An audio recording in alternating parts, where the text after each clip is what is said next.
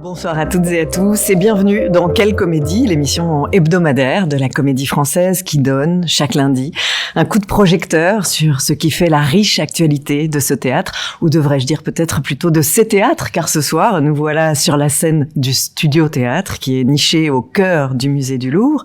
À partir du 22 septembre s'y donne une adaptation du roman de Delphine de Vigan, Rien ne s'oppose à la nuit, un roman publié en 2011, couronné d'un grand succès, et cette adaptation est signée de l'auteur et d'Elsa Le Poivre, 516e sociétaire de la maison. La mise en scène de ce Singulis, seul en scène, est l'œuvre de Fabien Gorjard. Alors bienvenue à toutes et à tous et bonsoir Delphine de Vigan. Bonsoir. Bonsoir Elsa Le Poivre. Bonsoir. Merci beaucoup d'être toutes les deux réunies pour évoquer votre travail, peut-être même, devrais-je dire, votre voyage à chacune d'entre vous avec ce roman. Delphine, je disais qu'il était paru en 2011. Depuis, évidemment, vous avez écrit d'autres livres, des livres importants, et puis vous avez dit oui à Elsa pour cette adaptation. Et Elsa, de votre côté, je crois que vous avez rencontré ce texte en 2014 à la radio. Alors, comment l'une et l'autre, ce texte vous accompagne? Peut-être sur quel rivage vous êtes aujourd'hui avec lui? Vas-y, tu veux pas commencer? Ouais, moi, c'est vrai que j'ai rencontré Delphine à cette occasion de 2014. Donc, c'était Juliette Eman qui avait réalisé une fiction de 10 épisodes. Et je faisais la narratrice. J'incarnais à la radio la narratrice, donc Delphine. Et ça a été l'occasion pour moi de découvrir cette œuvre qui m'a absolument bouleversée, comme beaucoup de lecteurs. Et toujours, enfin, c'est des fresques tellement intimes, tellement, Delphine livrait tellement de choses qu'évidemment, l'effet miroir pour chacun d'entre nous qui traversons des histoires peut-être qui ont à voir et qui n'ont pas à voir, mais bon, disons que moi j'ai été très marquée par ça et ça m'est resté pendant des années en tête en me disant si un jour, parce que moi je suis plutôt bon petit soldat de la troupe, quand on me propose et qu'on me propose des rôles comme ça, je dis oui, et puis mais j'ai jamais forcément l'initiative des choses, c'est pas quelque chose qui me manque en général. Et puis sur ce texte, c'était niché quelque chose. En tout cas, je m'étais dit tiens, s'il y avait quelque chose à faire, et notamment en termes de solo, enfin de solo, ce serait sur ce thème-là et ce livre-là. Et je l'avais en tête. Et puis des hasards de discussion, de calendrier, et puis j'ai été boostée. Et puis Fabien Gorjard m'avait il y a quelques années dit si un jour vous voulez un metteur en scène, j'adorerais travailler avec vous. On n'avait pas pu tourner ensemble à cause de mon manque de disponibilité. Et en fait, il m'a dit si jamais je veux bien un jour vous mettre en scène. Donc j'avais l'œuvre. Je sais qu'on s'était rencontrés avec Delphine et qu'on s'appréciait déjà beaucoup sans se connaître réellement, mais on avait bien accroché. Et puis ce texte. Et puis d'un coup, le même jour, je les ai appelés tous les deux la fin de l'année dernière. Enfin, donc tout ça était un petit peu. Ça s'est un petit peu improvisé, disons. Et puis les deux m'ont dit oui. Et Delphine, avec toutes les réserves, on s'était mis d'accord. D'ailleurs, je lui avais dit écoutez. Je prenais le temps de réfléchir. Donc il y avait tout un délai absolument nécessaire pour Delphine de prendre cette décision et puis voir comment on allait faire l'adaptation. Puis finalement, pareil, les rebondissements. Fabien devait faire l'adaptation avec moi, il n'a pas pu y travailler. Et puis Delphine s'est proposée d'une manière même volontaire d'un coup de se dire tiens, ça peut être un travail intéressant d'imaginer quelque chose théâtralement dans une forme en plus seule en scène. Ça donne des codes de toute façon qui vont s'éloigner énormément de ce qu'on peut imaginer de ce livre si c'était une reconstitution ou des choses comme ça. Là, on n'est pas du tout là-dedans et on a avancé ensemble en bonne intelligence toutes les deux, quoi. Oui, parce que vous avez dit parfois que ce livre bouclait pour vous une boucle. Alors je me demandais si jamais cette adaptation, elle achevait de refermer le cercle ou si elle en ouvrait un autre. Oui, je sais pas si le livre bouclait une boucle. Ce qui est certain, c'est que moi j'avais vraiment, j'ai depuis l'apparition du roman un rapport très ambivalent avec lui. C'est-à-dire à la fois je l'aime et à la fois je ne l'aime pas. Il a joué un rôle très important dans mon parcours et en même temps je suis fière de l'avoir écrit. Et en même temps j'ai honte de l'avoir écrit. Donc il y a vraiment un rapport très très très très affectif en fait que j'ai avec ce texte. Et bizarrement c'est mon texte que je connais le moins, enfin que je connaissais le moins jusqu'à ce que je m'y replonge pour l'adaptation. C'est d'ailleurs une remarque que je me suis souvent faite quand j'ai été amenée à parler de mon travail d'une manière plus générale. et qu'on me parlait de Rien ne s'oppose à la nuit, que parfois on me demandait par exemple de lire un extrait. Ça m'est arrivé sur une émission il y a quelques années où on m'avait demandé de lire un petit extrait du roman, et que vraiment en le lisant je me suis dit mais c'est moi qui ai écrit ça, ou j'avais et contrairement au reste de mes romans dont je pourrais quasiment citer des pages par cœur parce qu'elles ont été très travaillées, parce que Rien ne s'oppose à la nuit, c'est un livre que je ne connaissais plus en fait. Il m'en restait une espèce d'impression qui était liée aussi à l'urgence et à l'état probablement un peu second dans lequel j'avais écrit ce texte. Je l'ai souvent dit, c'est un texte que j'ai écrit finalement assez peu de temps après la mort de ma mère. Dans un état comme ça une espèce de nécessité très compliquée, parce que je ne voulais pas l'écrire et en même temps je sentais qu'il fallait que je l'écrive, qu'à un moment donné je me suis dit si je n'écris pas ce texte je n'en écrirai pas d'autres, donc j'ai fini par capituler, me mettre au travail. Je l'ai écrit en assez peu de temps. Et le roman est apparu dans la foulée. Bref, tout ça faisait qu'il était resté. Les gens m'en parlent souvent, les lecteurs m'en parlent beaucoup, mais moi je ne m'étais jamais replongée dedans. D'une manière générale, si vous voulez, j'ai quand même mieux à faire que lire mes propres livres, mais c'est vraiment celui que je connaissais le moins. Et donc quand Elsa m'a appelée, pour moi ce qui était très clair et ce qu'il avait toujours été, c'est que je ne voulais pas voir incarner ces personnages en fait. Donc j'avais eu à l'époque de la sortie du roman, j'avais eu des propositions d'adaptation pour le cinéma et déjà pour le théâtre, mais avec l'idée d'incarner la famille, d'incarner la fresque un peu que le livre à laquelle le livre peut donner lieu. Et j'avais toujours dit non parce que pour moi c'était impensable en fait. Je sentais que mon rapport au texte était beaucoup trop viscéral, affectif pour que je puisse accepter ça. Et très vite dans cette discussion avec Elsa est apparu que c'était pas ce qu'elle voulait faire, qu'effectivement c'était un seul en scène. Par ailleurs, c'est vrai que Elsa est une comédienne que j'avais vue plusieurs fois sur scène, pour qui voilà, j'avais beaucoup d'admiration. Donc j'ai prêté une oreille attentive, même si sincèrement quand j'ai décroché, quelque part tout mon être a dit non, comment je vais dire non en fait. Et puis voilà, dans la conversation je me suis dit c'est un peu idiot, faut que j'écoute, enfin bon, et ça n'a été que ça, ce parcours de travail. D'ailleurs moi à chaque fois je me disais non, oui bon. Et donc j'ai écouté, puis je me suis dit ça pourrait être intéressant quand même cette idée d'un seul en scène justement. Et donc, elle m'a dit non, mais moi, effectivement, je veux pas, mon idée, ça n'est pas d'interpréter les différents personnages, c'est plutôt de rester sur cette ligne de la narration. Donc, voilà. Donc, effectivement, tu m'as donné le temps de réflexion. Il se trouve que tu m'avais parlé de Fabien tout de suite dans la première conversation. Et moi, j'étais déjà en contact c'était une coïncidence, mais j'étais déjà en contact avec Fabien Gorjard pour un autre projet de théâtre aussi. Donc, c'était évidemment... Un autre de vos livres. Un autre de mes livres, absolument. Et donc, c'était assez rassurant pour moi, puisque j'aimais aussi le travail de Fabien. Donc voilà, tout ça a fait que j'ai prêté une oreille un peu plus attentive, et puis que finalement, je me suis dit, mais peut-être qu'il est temps finalement aussi d'assumer ce texte avec ce qu'il comporte de violence. Je dois dire qu'en le relisant, c'est vraiment, il y a un peu ce qui m'a frappé, parce que du coup, oui, en fait, il y a eu 2 temps. Donc, il y a eu ce temps où j'ai dit oui sur, en gros, ok, allez-y, adaptez-le. Et puis finalement, il s'est avéré que Fabien, qui était très occupé par la sortie de son film et d'autres projets, n'avait pas vraiment le temps de travailler l'adaptation. Et à vrai dire, ça aurait été pour moi à un moment donné une porte de sortie, parce que après avoir dit oui, je me suis dit mais pourquoi j'ai dit oui? Et donc voilà, pendant quelques nuits, j'ai pas dormi en me disant j'aurais pas dû dire oui, etc. Et puis ensuite, Elsa m'a appelée en me disant oui, voilà, c'est comment on va faire pour l'adaptation, etc. C'était une porte de sortie idéale pour dire désolé, tant pis. Et puis là, je me suis entendue vraiment lui dire pourquoi on le ferait pas ensemble? Et là, après, j'ai raccroché. Je me suis dit, en fait, t'es une grande malade. Et donc, voilà. Et ça n'a été que ça. Et je pense que par moments, c'était pas forcément très simple pour eux, parce que, voilà, c'est le rapport que j'ai avec ce texte, en fait, qui est particulier. Oui, parce que c'est un texte qui est écrit, alors, c'est très caractéristique de votre œuvre aussi, avec vraiment une architecture. Il y a 2 parties, il y a à peu près 400 pages, et finalement, là, il faut prendre des décisions. Oui. J'imagine la douleur aussi de voir son son texte d'une certaine façon amputé, parce que évidemment, il est beaucoup plus court.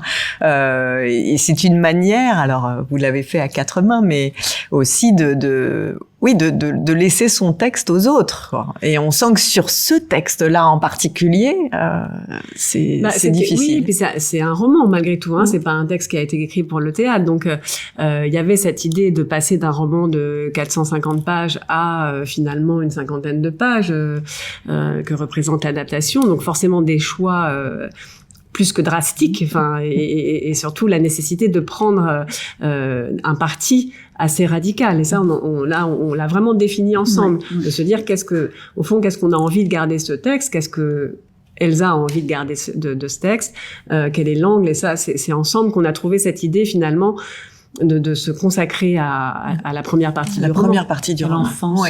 Oui. Début d'enquête, en tout cas. Oui, il y a quand même dans cette manière parce qu'il y a aucun mot qui ne sont pas de vous dans ce que va dire Elsa. Donc c'est une manière de coudre ensemble tout à fait. des paragraphes. C'est forcément aussi une manière, enfin une certaine vérité du texte, d'une certaine façon. Est-ce qu'on peut dire ça comme ça? Ouais, c'est marrant parce que tout le roman parle de ça. Qu'est-ce que la vérité, la fiction, ce qu'on essaie de restituer de la vérité finalement. Donc là, le côté fragmenté, on l'a appelé fragment justement parce que on a cousu ensemble des choses qui étaient déjà pour Delphine compliquées dans sa propre vérité, quoi. Donc je pense que ça a tout son sens comme ça. Et finalement, il y a quand même une trame qui se raconte d'une enquête d'essayer d'aller à la découverte d'une personnalité, en l'occurrence sa propre mère. Non, finalement, ça tient debout, vraiment. Donc c'est intéressant. On arrive à ne pas être dans le regret, mais à être dans le présent que nous offre cette narration-là. C'était d'ailleurs ça fait partie du débat, de se dire on a fait une toute première lecture avec des personnalités dont Aurélie qui nous assiste sur le projet, qui n'avaient pas lu le livre. Si toi tu faisais partie, Aurélie l'avait vu, mais il y avait des personnes qui l'avaient pas lu. Et en fait, c'était intéressant parce que c'était comment raconter quelque chose qui se communique, qui se partage, sans créer de frustration pour les gens qui connaissent l'œuvre, de se dire ah mince, il peut y avoir des regrets, évidemment, puisqu'on ne peut pas tout mettre. Delphine, elle craignait aussi qu'il y ait tout à coup on fasse une espèce de concentré où on essaie de tout mettre et finalement ce serait touffu mais indigeste et puis trop de choses. Alors que là, finalement, il y a quelque chose qui se suit. Et puis c'est comment finalement créer une conclusion ou une fin de spectacle qui laisse les choses en suspension, qui font que tout est ouvert, ou à une suite. On se marrait à se dire peut-être qu'on écrirait la suite, qui sait, sur la deuxième partie, ça peut être une deuxième partie en solo. Bon, ça c'est les rêveries possibles. Ou de se dire non, ça peut suffire en soi et ça ne frustre pas. Et au contraire, ça peut même donner envie de lire le livre pour ceux qui savent qu'il y a peut-être autre chose dedans qui n'apparaît pas là. En fait, donc ça ouvre plus que ça ne referme. Non, c'est vrai que moi j'avais vraiment un questionnement sur ce que ce spectacle, enfin ce que ce texte pouvait, de quelle manière il pouvait résonner pour des gens qui n'avaient pas lu le roman. J'ai pas tellement de doutes pour des gens qui ont lu le livre, parce que je pense qu'ils auront, je l'espère, plaisir à retrouver des passages du roman et à les voir surtout interprétés par Elsa. Mais pour ceux qui ne connaissent pas le livre, finalement, qu'est-ce que ça va raconter en fait? Est-ce que ça peut former un tout un peu cohérent, émouvant, j'espère, voilà, et c'est vrai que j'avais beaucoup insisté auprès de Fabien pour qu'on fasse cette petite représentation ici, enfin cette petite lecture devant des gens qui ne connaissaient pas le livre et qui nous ont un peu raconté en fait à l'issue de la représentation ce que ça racontait pour eux. Mais de toute façon, le fait à un moment donné de choisir 45 ou 50 pages dans un roman qui en fait pas loin de 500, ensuite qui plus est, Fabien et Elsa s'en sont emparés, et là moi c'est quelque chose qui m'échappe dans la manière dont ça va être joué, mis en scène, etc. C'est de toute façon donner un autre relief et probablement créer une autre vérité pour ce texte qui déjà de mon point de vue en contient beaucoup, enfin ne contient pas une seule vérité, mais de multiples vérités. Et donc, à un moment donné, j'ai accepté ça. Mais je me suis dit bon, voilà, ça va m'échapper, ça racontera sans doute autre chose. On a eu des échanges avec Elsa aussi sur là c'était de nouveau toute l'ambivalence que j'ai par rapport à ce texte, c'est-à-dire qu'il y avait des choses que j'aurais volontiers mises sous le tapis ou un petit peu avec une mauvaise foi que je dois bien admettre, je disais à Elsa bon t'es sûre qu'il faut le mettre il y a des choses sur lesquelles je lâchais pas. Oui quand même si tu veux je pense quand même que c'est important me disait-elle, je disais oui bon bah ouais, tu crois vraiment, enfin bref, donc et voilà, c'est accepter aussi que le texte à un moment donné m'échappe et devienne autre chose, et en même temps le plaisir que j'aurai, je pense à le jour de la première, ce sera celui-là, ce sera de découvrir mon texte qui sera devenu autre chose. Mais est-ce que le travail de l'écrivain c'est pas ça, c'est finalement par l'écriture donner à entendre ce qui lui échappe à lui, écrivain, d'une certaine façon? Oui, et de toute façon on sait très bien que toujours l'écrivain fait une moitié du chemin et le lecteur fait l'autre moitié, et que il y a autant de lectures que de lecteurs d'un même ouvrage, et c'est vrai que tous les écrivains sont, je pense, confrontés à cette réalité, et d'une certaine manière parfois à cette leçon d'humilité que ce qu'on a écrit n'est pas toujours compris, qu'on croit avoir écrit quelque chose mais en fait on a écrit autre chose, et que par définition ça nous échappe. Là on va donc, vous n'avez rien vu du travail que fait Elsa avec Fabien. Ici on est, je crois, sur une table qui fait partie du décor, ici au Studio Théâtre. C'est un roman, vous avez parlé de la violence, il y a de la violence, il y a de la douceur aussi, et c'est une pièce chorale, enfin c'est un roman choral, je veux dire, il y a le portrait en effet d'une femme, votre mère, de vous en creux bien sûr, mais aussi de toute cette famille qui est une famille très nombreuse. Alors ça va être maintenant incarné par le corps d'Elsa, par sa voix. De quelle manière toute cette pièce chorale, ce roman choral, trouve donc sa narration? C'est vrai qu'en tant qu'interprète, ce qui m'avait énormément accroché sur parce le roman... Parce que vous n'êtes pas habitué, je le coupe, au singulice. Ah, jamais. Voilà, c'est ça. Oui, moi aussi, mais c'est bien. C'est un plongeon. C'est des petits challenges pour chacun d'entre nous à des endroits différents, mais dans l'intimité pour moi de ce que ce texte m'a énormément bouleversée pour plein de sujets qui ont à voir avec la famille de Delphine. Et donc de toute façon, je sais aussi que j'y mets beaucoup de choses personnelles, mais pareil, c'est comment dire, mais moi je le connais, cet outil de l'interprète, et j'aime ça, j'aime mon métier pour ça, c'est-à-dire que ce soit Lucrèce Borgia ou Delphine de Vigan, parce que je suis un peu Delphine, c'est-à-dire que ça devient... Ma cuisine devient l'intériorité du personnage, mais c'est des tremplins, enfin c'est magnifique parce que tout ça se floute justement. Après ça décale, on transfère les choses, et on s'était parlé d'un espace mental justement, Fabien, Delphine et moi d'emblée, parce que Delphine avait craigné ça. Il y a aucune reconstitution de voix, enfin on n'est pas du tout. Je suis vraiment seule avec l'imagination d'un écrivain au travail, ou l'imagination d'une actrice en train de réfléchir à un personnage. Je veux dire, on se laisse complètement imprégner par toutes sortes de choses, ou des réflexions, ou des lectures qu'on peut faire, et tout ça, et comment on crée ça, et le livre ne parle que de ça. Donc ensuite, de rêver à tel personnage, bon là il y a une table, des chaises, au départ on ne savait pas exactement. C'est un livre qui parle énormément du doute. Exactement, et du coup, est-ce que j'étais seule en scène sans rien du tout? Bon, on s'est rendu compte qu'il fallait quand même des appuis, mais même concrètement, quand on imaginait Delphine au travail, devant son ordinateur, là on s'est dit mais on va pas mettre un ordinateur, donc on a trouvé un subterfuge qui peut créer l'ordinateur mais sans en être un. Des choses comme ça qui indiquent, en fait les choses vont être indiquées comme un écrivain au travail en train d'accoucher d'une œuvre en plus personnelle, donc tout ce doute-là et cette solitude, en fait. Ce livre, il est imprégné de ça.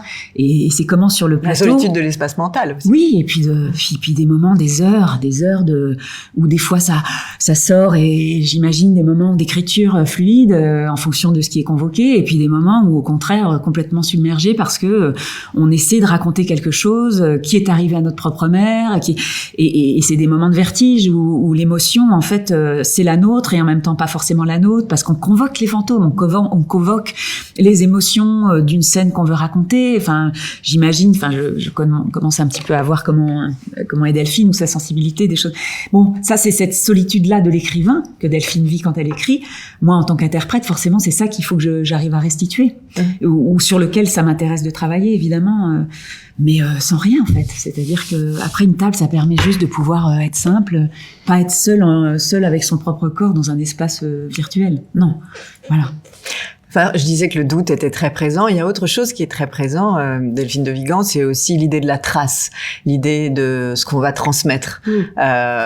C'est aussi au cœur de votre, j'allais dire, de votre pratique, de votre, de votre écriture, cette transmission là, ce roman qui est quand même en douleur, en fêlure familiale. Est-ce que finalement le fait d'écrire est pas une espèce de garde-fou, une manière de se dire qu'on met un point à quelque chose, et là le fait que ce soit maintenant en plus incarné, voilà, quel est le chemin par rapport à cette transmission, à cette trace qui est importante, semble-t-il. Oui, je pense qu'elle était en tout cas importante pour moi au moment de l'écriture du roman. Il y avait quelque chose en effet autour de la transmission, avec cette idée, ce fantasme, et sans doute cette illusion d'ailleurs que si j'écrivais, d'une certaine manière, j'allais devenir maîtresse de mon propre destin, et peut-être de celui de mes enfants, et dévier une sorte de malédiction familiale qui me semblait avoir pesé sur ma famille. Il y avait quelque chose à la fois qui me semblait, enfin, que j'avais envie de dire et dont j'avais envie de laisser trace, en imaginant que peut-être ça libérerait finalement mes enfants et ensuite leurs enfants, s'ils en ont un jour, de ces histoires de deuil, de tous ces drames familiaux qui avaient marqué ma famille. Donc je pense que c'était présent au moment de l'écriture. Maintenant, il y a aussi, parce que c'est un livre que j'ai écrit il y a plus de 10 ans, et donc quelque part une autre vérité qui est apparue, c'est que malgré tout, voilà, ça n'est qu'un livre en réalité, et même si de mon point de vue, il nous a apporté quelque chose. Enfin, le fait que ce texte existe nous a apporté quelque chose. Mais voilà, qu'il se prolonge sous cette forme de seule en scène, sous cette forme théâtrale, c'est comme si, je sais pas comment le dire, c'est comme si vraiment, au fond, le texte allait vivre sa propre vie, et que c'était presque une manière de le détacher de nous aussi, enfin de moi et de nous. Je sais pas comment l'expliquer, mais toute la question pour moi autour de l'écriture de ce roman, c'était: est-ce qu'on peut accéder à la vérité? Et ça, je l'ai compris très vite en l'écrivant. Non, en fait, il n'y a pas deux vérités, il n'y a pas une vérité. Écrire ce texte ne m'a pas permis d'attraper quelque chose d'insaisissable. Ça m'a permis éventuellement de poser à un instant l'idée que je me faisais moi de l'histoire de ma famille et d'en laisser trace. Mais peut-être que si j'écrivais ça aujourd'hui, 10 ans plus tard ou 12 ans plus tard, je ne l'écrirais pas de la même manière. Donc à un moment donné, ça laisse effectivement une trace. Mais pour moi, c'était vraiment important, et dans le travail qu'on a fait avec Elsa, on en a souvent parlé. Qu'on laisse, enfin qu'on fasse entendre justement les doutes que vous releviez de la narratrice en train d'écrire, enfin avec cette affirmation que non, ce ne sont pas en fait moi, je suis l'auteur en train d'écrire, et c'est sans doute mon seul texte où la narratrice et l'autrice se confondent, parce que je peux pas faire semblant, je peux pas dire non, c'est pas moi. Toutes ces parties au jeu, c'est moi, c'est Delphine qui s'exprime. Et souvent, les écrivains se cachent. Oui, non, c'est le narrateur ou c'est la narratrice. Non, ça n'est pas vrai, c'est moi. Et paradoxalement, les personnages que je mets en scène, c'est pas ma mère, c'est pas les frères et sœurs de ma mère, c'est pas mes grands-parents, ce sont des personnages, en fait. Et Ils sont des personnages, je vous coupe, mais en ce sens que c'est eux vus par vous. Oui. Mais est-ce que vous, vu par vous, c'est pas aussi un autre, enfin, est-ce que ça vaut pas pour tous? Ouais, c'est intéressant, ouais. C'est très intéressant ce que vous dites. Effectivement, mais je pense que je ne peux pas, ça m'est plus facile aujourd'hui d'appréhender l'idée que j'ai fabriqué des personnages. En tout cas, c'est plus conscient, je pense, à un moment donné, de me dire je fabrique des personnages à partir des membres de ma famille, parce qu'effectivement, il y a des choses que j'ai malgré tout passées sous silence, parce que il y a des choix qui sont faits de narration, parce que précisément l'enfance de ma mère, je n'y étais pas, donc je reconstruis, je fabrique quelque chose, alors que quand j'ai écrit ce que c'était qu'écrire ce livre, c'est-à-dire toutes ces parties qu'on appelait à l'époque avec mon éditrice le making of, là j'avais vraiment l'impression d'être sans filtre. Mais vous avez raison dans le fond. C'est si on considère que tous nous sommes des personnages au fond dans la manière dont nous racontons. Mais sur le moment, j'avais l'impression que non, il y avait plus de filtre en fait. Parce qu'il y a quelque chose qui est assez caractéristique, c'est cette minutie, j'allais dire, que vous mettez dans la description des personnages, dans leur manière de décrire vraiment leurs états d'âme, leurs doutes, de façon très profonde, sincère, hein, qui font qu'on sent qu'il y a aussi cette espèce de désir conscient ou pas, mais de résonance avec le lecteur, de correspondance. C'est en ça, vous dites, on se reconnaît. Je pense que ça vient aussi beaucoup de la manière d'écrire, de fouiller comme ça des personnages, d'aller peut-être au creux de ce qu'ils ont de beau comme de laid, enfin, et que le lecteur, lui, se trouve très très proche comme de personnages qui sont assez à nu. Oui, et puis Delphine, enfin c'est ça qui est très beau, c'est l'honnêteté avec laquelle tu livres ce processus d'écriture, où des moments, t'as l'impression que c'est exactement ça, et puis finalement c'est remis en question par l'enregistrement que tu réécoutes, puisque toi t'avais la base concrète des enregistrements des uns et des autres. On a repris un passage qui raconte ça, où d'un coup sur un événement particulier qui est assez fondateur de cette enfance-là de la maman de Delphine, tout à coup il y a plusieurs versions. Donc Delphine, elle écrit celle qui lui paraît la plus vraisemblable, et puis en fait, en réécoutant les enregistrements, elle se rend compte que chacun a sa vérité, n'a pas vécu l'événement de la même manière. Ça arrive tout le temps dans les familles. Oui, bien sûr. Sur des moments dramatiques ou même de joie, on se rend compte que chacun de son point de vue a vécu les choses. Alors, passer sous silence, le déni, enfin tout ce qu'on veut, mais aussi une forme de vérité totale, mais complètement floutée par le temps qui est passé. Enfin, il y a énormément de facteurs qui font qu'à un moment donné, ça agit sur le souvenir lui-même. Tout le bouquin, il est là-dessus, et c'est formidable. C'est assez, c'est l'éphémère pur. Alors que ça crée des béances très concrètes qui ont eu des répercussions très énormes, alors qu'en fait on est dans presque un flou émotionnel. Alors mis à part l'événement lui-même, je veux dire, après indubitable. Quand quelqu'un décède, on sait que cette personne est décédée. Je veux dire, l'aboutissement est réel, mais le processus et le livre ne repose que là-dessus. Donc il y a une espèce de fébrilité, une honnêteté, c'est quelque chose qui se livre d'une manière fragile, pudique. Qui se remet en question devant nos yeux, mais c'est magnifique. Enfin, interpréter, en tout cas, c'est le propre du jeu d'acteur. Enfin, c'est ce qu'on cherche dans tous les personnages, que ce soit des personnages historiques, classiques. Voilà, c'est les mêmes ressorts en fait. Mais là, c'est tellement pur. C'est une parole qui se livre comme ça, donc c'est très très.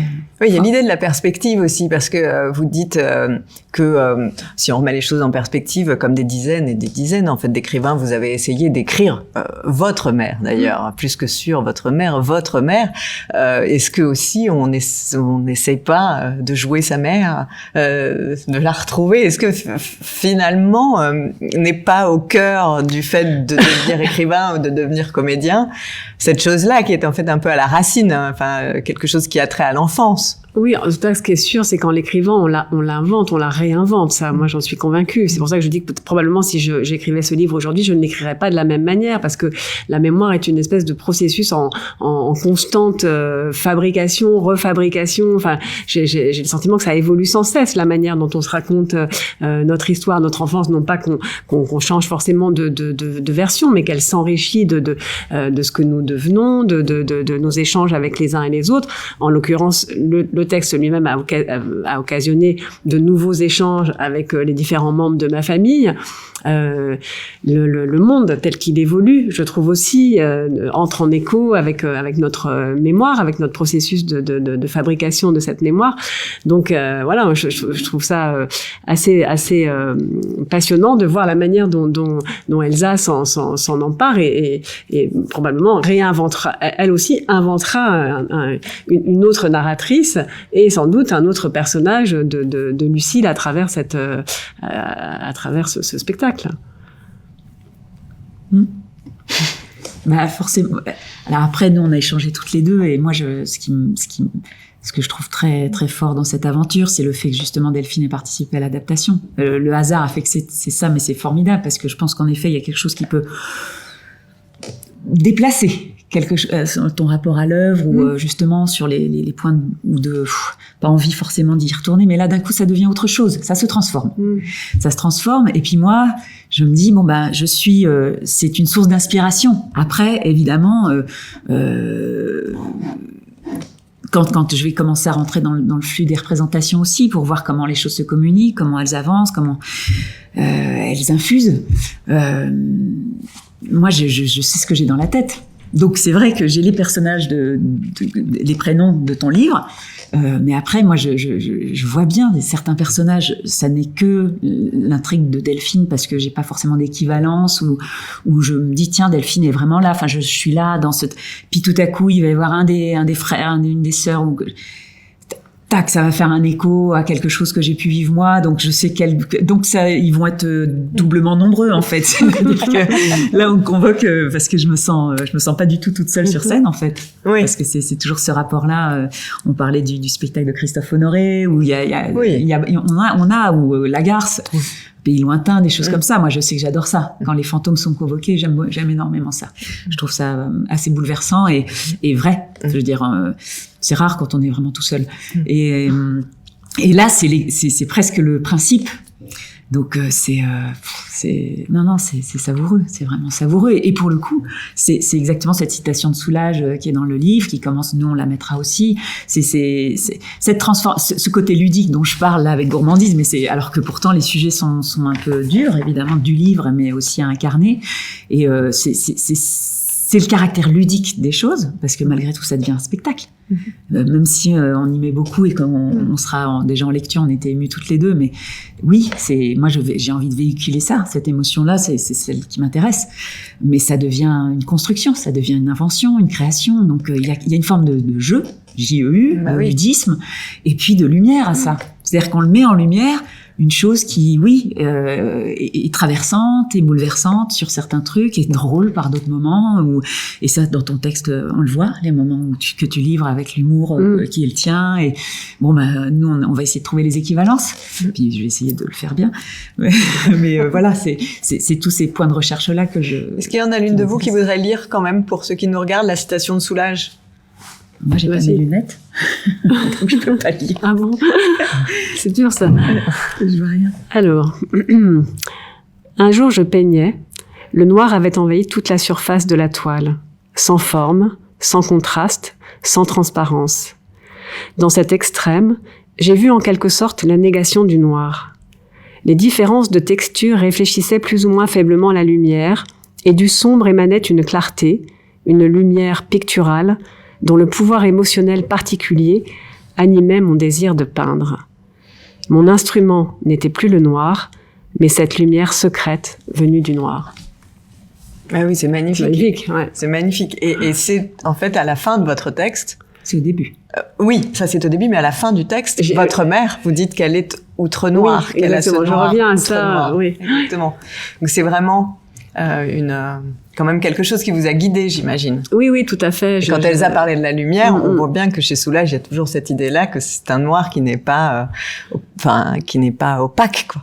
Oui, tout à fait. Puis j'avais conscience en écrivant le roman que bien sûr j'allais devoir aborder des choses assez douloureuses, à commencer évidemment par le suicide de ma mère. Mais qu'en même temps, je voulais rendre hommage aussi à ma famille, qui était une famille éminemment joyeuse, fantasque, romanesque, vivante en fait. Et voilà, c'est j'espère que le roman rend hommage aussi à cette vitalité, à cette fantaisie qui était et qui reste celle de ma famille.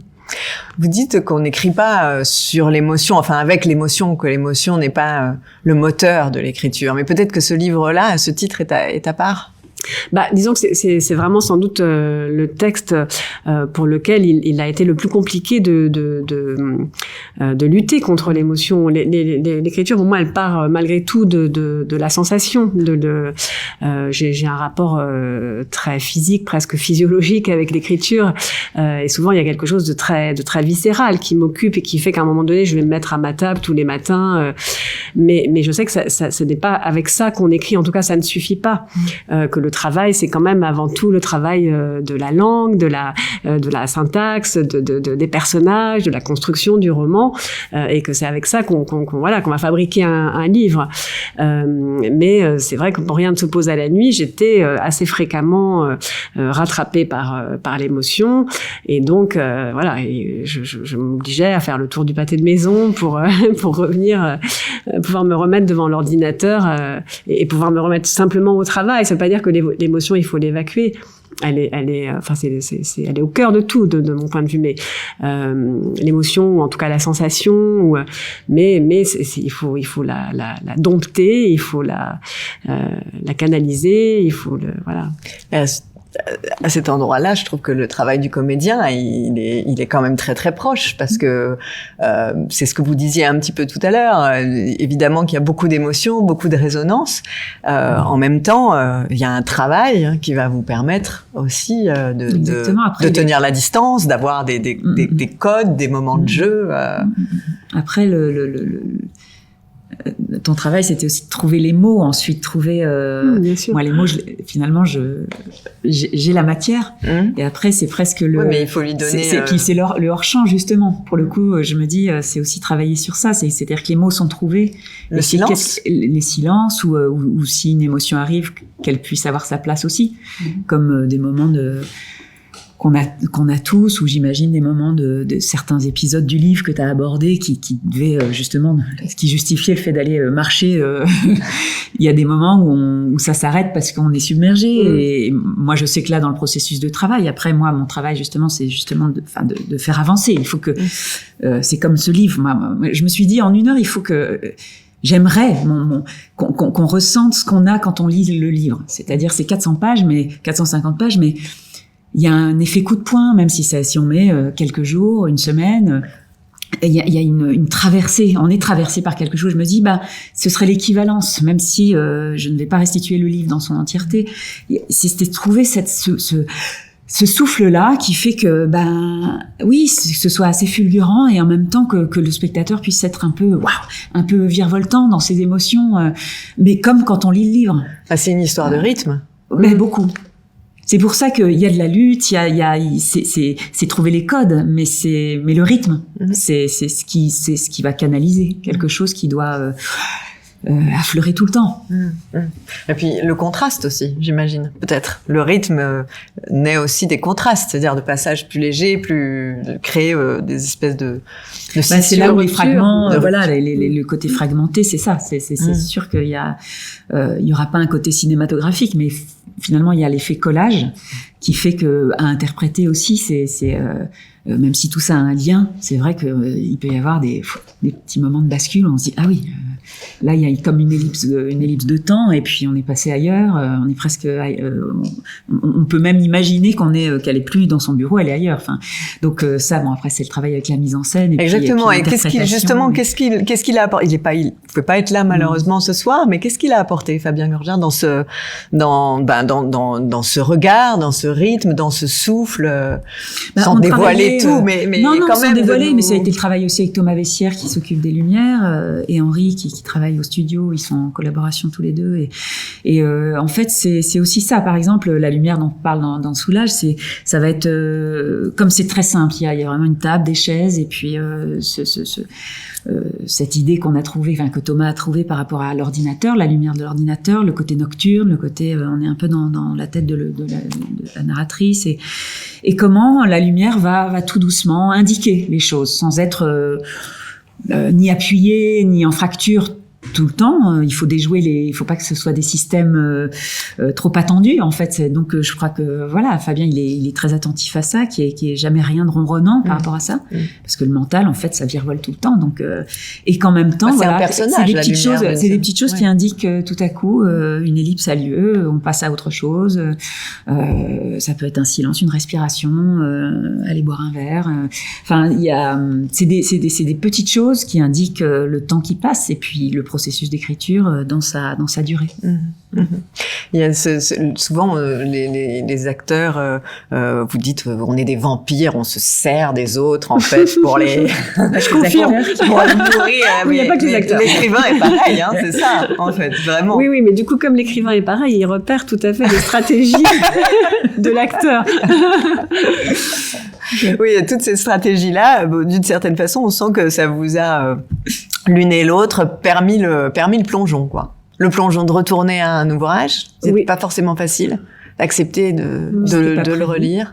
Non, c'est vrai que c'était pas prévu, c'était étrange pour moi de me replonger dans ce texte que comme je disais tout à l'heure, je ne connaissais plus, que je ne connaissais pas d'une certaine manière, dont j'ai relu en me disant parfois tiens, oui, j'ai écrit ça, oh là là, dis donc, ah oui, d'accord, j'avais écrit ça, bon, vraiment sur certains passages, je les ai oubliés en fait, je pense que même je les ai refoulés et puis voilà, donc de redécouvrir le texte et en même temps une excitation parce que je suis vraiment heureuse, j'ai hâte là quand j'entends Elsa parler, je me dis oh là là, super. Oui, parce que vous auriez pu venir voir le travail un petit peu work in progress et finalement il en a été question. C'était pas le but, mais c'est vrai que Delphine devait venir. Oui, voilà, il en a été question finalement. C'était pas le bon timing, donc je le découvrirai le jour J. Et je suis vraiment convaincue que cette je sais pas comment le dire, ce spectacle, cette mise en relief me fera découvrir le texte différemment. En fait, je pense à un moment concret quand on a fait cette lecture ici, donc avec cette idée de donner le texte à entendre à des gens qui ne connaissaient pas le roman. Donc moi, je suis venue et forcément, je l'ai déjà entendu différemment puisque je l'ai entendu en me mettant à la place des gens qui ne connaissaient pas le roman. Et donc, j'ai dévié mon regard, mon écoute en me disant tiens, voilà. Et il y a sans trop en dire, il y a un passage dans le roman et qu'on a repris, enfin je pense que vous l'avez laissé, une citation qui avait été écrite par ma mère, que j'avais reprise dans le livre, et tout d'un coup d'entendre Elsa dire ce passage comme elle l'a dit ce jour-là, un matin où on était là, j'ai entendu le texte de ma mère d'une manière comme je ne l'avais jamais entendu. C'était vraiment, mais un truc, ça m'a d'ailleurs complètement percuté émotionnellement. Voilà, alors que je l'ai, non seulement je le connais ce texte, je l'ai écrit, je l'ai reproduit dans le roman, et tout d'un coup, j'ai compris en fait ce qu'elle voulait dire. Et donc voilà, en ça, j'ai vraiment hâte de voir quelle forme tout ça va prendre et comment je vais percevoir ce texte aujourd'hui. Mais finalement, c'est assez magnifique, c'est plutôt une chance, on peut se dire, parce que quand on écrit un texte, est-ce que c'est pas un peu comme quand on fait des enfants, on souhaite qu'ils vivent leur vie. Voilà, qu'ils vivent leur vie. Mais oui, bien sûr. Selon les textes, c'est plus ou moins facile. Ici, on sent que ça vous a été spécialement difficile que ce texte vive sa vie. Oui, d'ailleurs, c'est celui indépendamment de vous, quoi. Bien sûr, et d'ailleurs, c'est celui que j'avais toujours retenu, alors que vous l'avez publié. Oui, donc, bien sûr. C'est toujours quelque chose. Oui, c'est une machine qui est très complexe. C'est pour ça que je dis, c'est vraiment un texte avec lequel j'ai un rapport très ambigu et alors que mes autres textes, voilà, certains ont été adaptés au cinéma, au théâtre, et avec vraiment, parfois je suis contente, parfois je suis déçue, peu importe. J'ai vraiment cette idée que bon, bah voilà, il vit sa vie. Ouais. Et pour celui-ci, c'est vrai que c'était sans doute plus compliqué. Vous avez évoqué mais je suis très heureuse. C'est un très grand privilège, bien sûr que c'est. Vous avez évoqué cette phrase de votre mère. C'est vrai que je dis juste un petit peu, mais l'écriture, c'est quelque chose d'important dans votre famille, parce qu'en effet, il y a des écrits de votre mère, même de votre grande-tante. Oui, tout à fait. Aussi. Ouais, tout à fait, qu'avec un livre, voilà, absolument. Tout à fait. Donc, oui, c'est vrai. Bah là, en l'occurrence, voilà, ma mère avait laissé un certain nombre d'écrits, et c'est là aussi, c'est vraiment en me replongeant dans ces écrits que je me suis rendu compte qu'elle avait quand même un rapport très particulier avec l'écriture, ce que je m'étais jamais formulé. Et alors que quand ma mère est morte, j'avais déjà écrit plusieurs romans, c'est quelque chose que j'avais jamais évoqué avec elle, en fait, que peut-être je réalisais quelque chose qu'elle aurait aimé. Je suis convaincue que dans les textes de ma mère, il y a des très très belles choses, il y a des fulgurances magnifiques. Je pense que la maladie l'a empêchée de devenir écrivain. En tout cas, c'est comme ça que je me raconte l'histoire, que on croit souvent que la maladie, le trouble mental crée des génies, révèle des génies, et en réalité, souvent, il les empêche. Et donc, voilà, oui, c'est en écrivant vraiment le roman que je me suis dit, tiens, c'est marrant. Enfin, c'est marrant. On n'a jamais parlé de ça, et elle-même a toujours eu d'ailleurs cette délicatesse de ne jamais faire le lien entre les tentatives qu'elle avait pu avoir elle-même d'écrire, puisque je le raconte dans le roman, elle avait envoyé des textes, elle avait envoyé notamment un texte à des éditeurs, donc elle avait eu quand même cette envie d'être publiée à un moment donné. Et quand moi je l'ai été longtemps après, elle n'a jamais fait ce lien. Et je pense que c'était, je l'ai vécu en tout cas comme une très grande élégance de sa part. Quelque chose, vous savez, où les parents ne vous font pas porter quelque chose en disant, ah bon, mais toi, tu as réussi, ou là, ou, voilà, c'était comme si ça n'existait pas, en fait. Dans la vie d'acteur, chaque prise de rôle nourrit évidemment son métier, sa pratique. Ici, c'est à la fois un texte qui vous touche, que vous êtes à l'origine de la proposition de monter ce texte, et puis c'est la première fois que vous êtes seul aussi sur le plateau, même s'il y a plein de gens qui sont avec vous dans votre espace mental. Vous sentez qu'il y a une charnière, quoi, quelque chose de particulier avec cette incarnation-là? Ben oui. Mais d'une certaine manière, et avec un outil du coup d'interprétation différent ou de communication différent, je me sens dans cette fébrilité qu'a eu Delphine en écrivant ce livre, en livrant des choses. Enfin voilà. Et moi, c'est par ce biais-là de l'incarnation ou de l'interprétation. Encore une fois, je fais des parallèles avec d'autres rôles. Je pense à Lucrèce Borgia ou Phèdre, ou des rôles qui m'ont importé, ou Macha dans Les Trois Sœurs, ou voilà des figures féminines. Ben là, on essaie toujours de les rapprocher de soi. Là, l'exercice le permet d'autant plus. Puis c'est une parole d'aujourd'hui, contemporaine. Bah oui, parce que vous pouvez pas demander à Tchekhov ou à Racine, mais là vous avez Delphine, ça aussi, ça change. En écriture, on voit comment, en effet, il y a le jeu, quand tout à coup la narratrice parle, c'est très fluide, c'est écrit d'une telle manière. D'ailleurs, j'avais confirmation par Delphine que tu lis à voix haute. Delphine, elle lit à voix haute pour être sûre de la fluidité, oui, puis de la simplicité ou de la fulgurance. Et en fait, tout le roman n'est fait que de ça. Donc, moi, je suis complètement angoissée. J'ai très peur de l'exercice. C'est la première fois, donc c'est une nouvelle expérience. Donc voilà, c'est tout ce que ça implique. Après, tout ça me rend fébrile, mais extrêmement enthousiaste. C'est une manière d'être nue particulière. Ah ouais, il y a quand même un petit saut. Et puis moi, je suis en adresse directe quasiment, pas tout le temps. Là, là aussi, il y a une petite alternance des choses, mais je suis beaucoup en adresse avec le spectateur, où c'est comment cette intimité va pouvoir se créer dans l'écoute, en fonction des publics, parce que ça j'en ai un petit peu l'expérience, mais des publics très attentifs, d'autres moins. C'est comment j'accroche, bon, ça va être à l'épreuve du feu du plateau, mais c'est sûr qu'il y a une parole qui est extrêmement directe, et que j'ai l'enthousiasme et et j'ai le trac jubilatoire, en fait, de donner à entendre, à voir et à entendre ce texte. Ça, c'est sûr.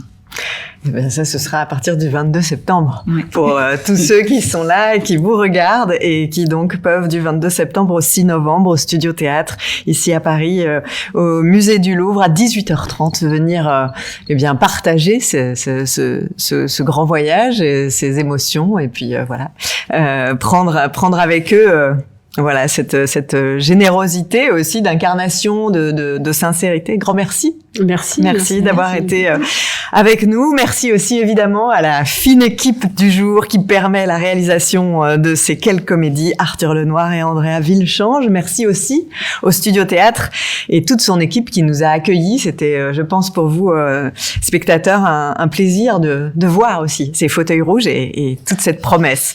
Je rappelle donc 22 septembre, 6 novembre et lundi prochain à 19h, vous retrouvez comme un lundi sur deux Béline Dola. Ah ben non, en plus c'est moi. Lundi prochain. Non, ce sera même moi encore une fois. Voilà, on n'est pas tout à fait régulière dans l'alternance.